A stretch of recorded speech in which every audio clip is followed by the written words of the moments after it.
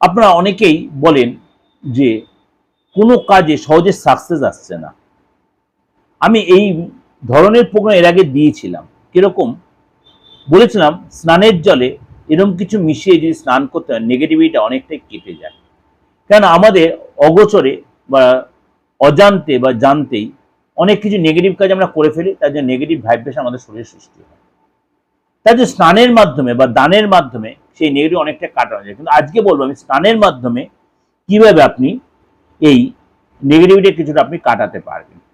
প্রত্যেক শনিবার স্নানের জলে যদি আপনি বাড়িতে আপনার ওয়াশরুমে স্নান করেন, কর্পূর তেল এবং চামেলি তেল, কর্পূর তেল এবং চামেলি তেল একসাথে মিশিয়ে প্রতি স্নানের জলে মিশিয়ে স্নান করতে পারেন এবং সেদিন যদি সাবান শ্যাম্পু না ইউজ করে আপনি যদি প্রত্যেক শনিবার এটা ইউজ করতে পারেন, আস্তে আস্তে দেখবেন কর্পূর তেল চামেলি তেলে স্নান করতে পারেন, তাহলে আপনার সমস্ত নেগেটিভিটি কেটে যাবে। সমস্ত নেগেটিভিটি কেটে যাবে, কাটবেই।